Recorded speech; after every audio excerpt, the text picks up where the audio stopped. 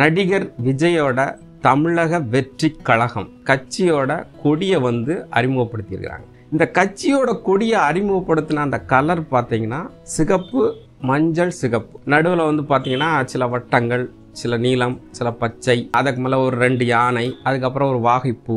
இது எல்லாமே பார்த்தீங்கன்னா தமிழர்களோட பாரம்பரியத்தை அறிமுகப்படுத்துகிற வகையில் தான் அந்த கொடி அறிமுகமாயிருக்கு. இவர் முழுக்க முழுக்க பேசும்போது இந்த கொடியோட அமைப்பில் பார்த்தீங்கன்னா தமிழ் தேசியம் அப்படிங்கிற ஒரு சொல்லாடல் தான் துணிச்சு நிற்குதுங்கிறது தான் உண்மை. திராவிட சித்தாந்தத்தை எதிர்த்து தமிழ் சித்தாந்தம் இதுவரைக்கும் ஜெயிச்சிருக்கா அப்படின்னு கேட்டிங்கன்னா அது இல்லை. அப்போ திராவிட சித்தாந்தத்தை ஒதுக்கி விட்டு தமிழ் சித்தாந்தத்துக்குள்ள இவர் நுழையிறதுக்கான ரீசன் என்ன?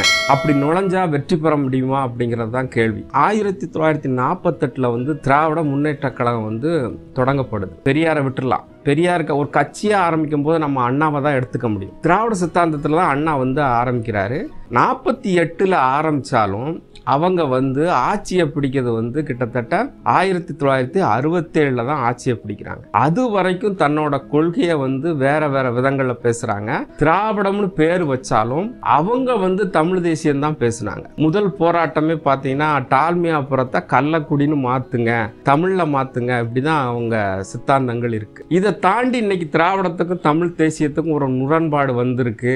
அதுல இப்ப தமிழ் தேசியம் துணிக்குது. இதுல விஜயோட நிலைப்பாடு என்ன அப்படிங்கிறது மிகப்பெரிய ஒரு கேள்வியா தான் இருக்குது. முதல்ல நம்ம விஜய் அறிமுகப்படுத்திய அந்த கொடிக்கு நம்ம ஒரு விளக்கம் கொடுத்துடலாம். நம்ம தான் விளக்கம் கொடுக்க முடியும். ஏன்னா அவர் சொல்லிட்டாரு, நான் இந்த கொடிக்கான ஒரு பெரிய ஒரு பாரம்பரியம் வச்சிருக்கேன், நீங்க எதிர்பார்த்துட்டு இருக்க ஒரு விஷயத்த நான் மாநாட்டில் சொல்றேன் அப்படின்னு சொல்லிட்டு சிரிச்சுக்கிட்டே சொல்லிட்டாரு. ஏன்னா அவர் பேசுறதே 2 நிமிஷம் தான். அந்த 2 நிமிஷத்துல பாத்தீங்கன்னா இனிமே நமக்காக உழைச்சோம், இனி என்ன செய்யலாம், தமிழ்நாட்டு மக்களுக்காக உழைக்கணும், அதுக்காக காத்துருங்க, ஊரெல்லாம் என்ன செய்யுங்க, கொடியேத்துங்கன்னு சொல்லிட்டு அந்த 2 நிமிஷம் உரையை முடிச்சிட்டாரு. மாநாட்டில் ஒருவேளை பெருசா பேசுறாரோ என்னன்னு தெரியல. கொடியில 2 யானைகள் இருக்கு. யானைகள் அப்படிங்கிறது பாத்தீங்கன்னா நம்ம தமிழ்ல சேர, சோழ, பாண்டியர்கள் எல்லாமே யானைப்படையால தான் பெரிய அளவுல வெற்றி கொண்டிருக்காங்கிறது தான் அதோட அர்த்தம். அதுக்காக அந்த 2 யானையை வச்சு கொடி அமைச்சிருக்கலாம் அப்படிங்கிறது. அப்புறம் வாகை சூடுறது அப்படிங்கிறது தமிழ் மன்னர்கள் எல்லாருமே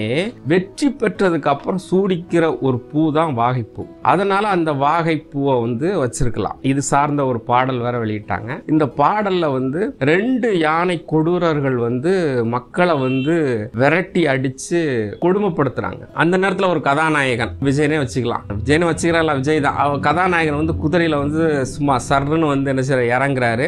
உடனே இவரோட 2 யானையை அனுப்பி அந்த 2 பேரையும் என்ன செஞ்சு 2 பேரையும் ஆட்சியை கவுத்துற மாதிரி கவுத்துட்டு நான் இருக்கேன் அப்படிங்கிற மாதிரி தான் அந்த சிசி ஒர்க்ல கட்சிக்காக பண்ணி வச்சிருக்கிறாங்க. இதை கூட சில பேர் என்ன செஞ்சாங்க, இவ்வளவு பெரிய சினிமா நடிகரா இருக்கிறாரு, சிசி ஒர்க் கூட சரியா பண்ணலையே அப்படிங்கிற மாதிரி இருக்காங்க. இப்ப அது முக்கியம் கிடையாது. அவருக்கு என்ன செஞ்சிட்டாரு, கட்சி ஆரம்பிச்சிட்டாரு. இந்த கட்சிக்கான கொடியை அறிமுகப்படுத்திட்டாரு. இனிமே அவர் எப்படி எந்தெந்த பாதையில போவாரு அப்படிங்கிறது தான் எல்லாரோட எதிர்பார்ப்பு இருக்கு. சில பேர் என்ன சொல்றாங்கன்னு கேட்டீங்கன்னா, ஏற்கனவே சீமான் தமிழ் தேசிய கட்சி ஆரம்பிச்சிட்டாரு, இது சரியா இருக்குமா அப்படின்லாம் சிலர் பேசிக்கிறாங்களா. அதெல்லாம் நமக்கு தேவை கிடையாது. இவர் என்ன ஆரம்பிச்சிருக்காரு, எப்படி போகுது அப்படிங்கிறது தான். இன்னும் பாத்தீங்கன்னா சில பேர் ஐடி விங்ல இப்பவுமே திட்ட ஆரம்பிச்சிட்டாங்க. அந்த திட்ட ஆரம்பிச்சது அப்படிங்கிறது ஒரு எதிரியா பார்க்கலாம் அல்லது எதிர்குறலா இருக்கலாம். இந்த எதிர்குறல் அப்படிங்கிறது சித்தாந்த எதிர்குறலா தான் இருக்குது. குறிப்பா பாத்தீங்கன்னா ஒரு ஐடி விங் என்ன பண்ணுது, யானைப்பாகன் 2 டீசர் வெளியீடு அப்படின்னு சொல்லிட்டு ஒரு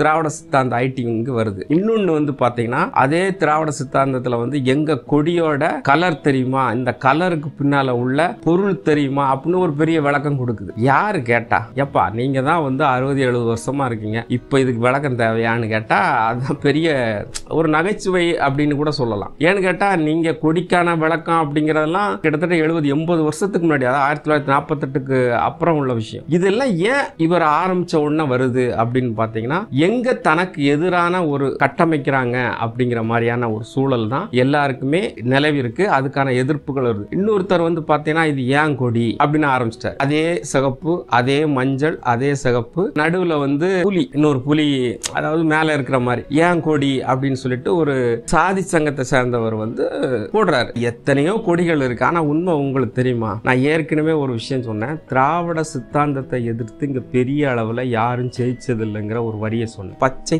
தமிழர்னு சொல்லக்கூடிய காமராஜர் இந்த திராவிட சித்தாந்தத்தை எதிர்த்து அவரால் ஜெயிக்க முடியல. திராவிட சித்தாந்தம் தான் ஜெயிச்சது. பச்சை தமிழர்னு சொல்லிட்டு அவர் தமிழ் தேசியம் பேசலனாலும் அவரை மிகப்பெரிய ஒரு தமிழரா பார்த்ததுல வந்து திராவிட சித்தாந்தம் வந்து அழகா அடிச்சு நொறுக்கிட்டு இன்னைக்கு கிட்டத்தட்ட 50 ஆண்டுகளுக்கு மேல திராவிட சித்தாந்தம் தான் இருக்கு. ஆனா இதுக்கப்புறம் ஒரு தமிழ் சித்தாந்தம் எப்படி வர முடியும் அப்படிங்கிறது தான். சரி, அப்படி ஒரு தமிழ் சித்தாந்தம் ஒருத்தர் இதே மாதிரி பெரிய நடிகர், இதே கொடிதாங்க, நீங்க நல்லா போய் பாருங்க, இதே கொடிதான், இதே சிகப்பு, இதே மஞ்சள், வேற யாரும் இல்ல, நடிகர் திலகம் சிவாஜி கணேசன் தமிழக முன்னேற்ற முன்னணி அப்படிங்கிற ஒரு கட்சியை இதே கொடியில தான் ஆரம்பிச்சாரு. தமிழ் சித்தாந்தம் தான். அப்போ அவராலையும் பெரிய ஜெயிக்க முடியலையே. இதை தாண்டி வந்து விஜய் ஜெயிக்கணும்னா அவருக்கு எந்த மாதிரி உத்திகள் தேவைப்படும், அவர் எத்தனை பேரை வந்து இது பண்ணணும் அப்படிங்கிற ஒரு பெரிய கொஸ்டின் மார்க் எல்லாம் இருக்கு. இன்னைக்கு வந்து நிறைய பேர் கேள்வி எழுப்புவாங்க, இவர் துறையிலேயே ஜெயிக்க முடியாது, இவர் வந்துட்டாராக்கும் அப்படிம்பாங்க. இவர் படம் வெளியிடும் போது மட்டும் பெருசா பேசுறாரு, இவரும் இன்னொரு ரஜினி மாதிரி தான் அப்படின்னு சொல்லுவாங்க. ஆனா இதை தாண்டி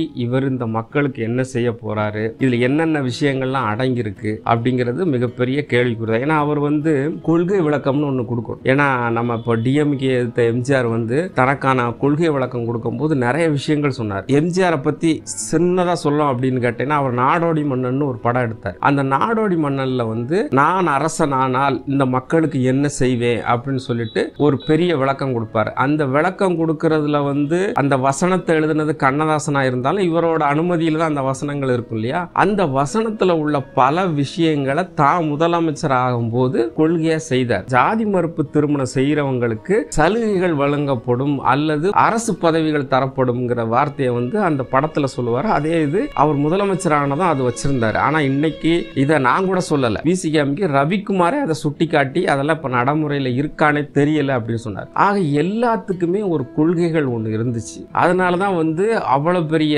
கழகத்தை வந்து எம்ஜிஆரால வந்து ஜெயிச்சு தொடர்ச்சியா இன்னைக்கு வரைக்கும் அதை வந்து கட்டமைக்க முடியுது. ஆனா இங்க இவருக்கு எதிரி யார் இருக்கா, அது ரொம்ப முக்கியம். படம் கூட பாத்தீங்கன்னா நல்ல பெரிய தாக்கத்தை ஏற்படுத்தக்கூடிய வில்ல இல்லைன்னா கூட என்ன செய்வான், கதாநாயகனு பெருசா எடுப்படாது. நல்ல வில்ல இருந்தா தான் கதாநாயகனை எடுக்கும். ஆக இவருக்கு எதிரி, இவர் கட்சிக்கு எதிரி யார், யாரை எதிரியா உருவாக்கணும், இல்ல எதிரியா உருவாக்கணுமோ இல்ல உருவாக்கி கொள்ள வேண்டுமோ அல்லது உருவகப்படுத்தணுமோ அப்படிங்கிற ஒரு விஷயம் இருக்கு. விஜயை பொறுத்த அளவுக்கு என்னன்னு கேட்டீங்கன்னா, இன்னும் எதிரியை உருவாக்கல அல்லது இவருக்கு எதிரி இல்லைன்னு சொல்லலாம். ஆனா எதிரிய தானா நான் தாண்டா இருக்கேன், நான் தாண்டா உனக்கு எதிரி அப்படிங்க, அதாவது இந்த வடிவேல் சொல்ற மாதிரி நானும் ரவுடி தான் சொல்லிட்டு தான் சில ஐடி விங்குகள் வந்து எதிரி மாதிரி வந்து காட்டிக்கிறது. ஆனா அது உண்மை கிடையாது. நீங்க நாட்டில் நடக்கக்கூடிய நிகழ்வுகளை எதிர்த்து போராட்டத்தின் மூலம் அந்த போராட்டத்துல யாரு வந்து ஆதரவு இருக்கா, யார் எதிரா இருக்கிற, ஆதரவு இருக்கிறவன் தான் உங்களுக்கு எதிரி. அப்படி பார்க்க போனா இன்னைக்கு நாட்டில் நிறைய பிரச்சனைகள் இருக்கு. தமிழ்நாட்டிலே வந்து பாத்தீங்கன்னா வேங்க வயல் முதல் இன்னும் பல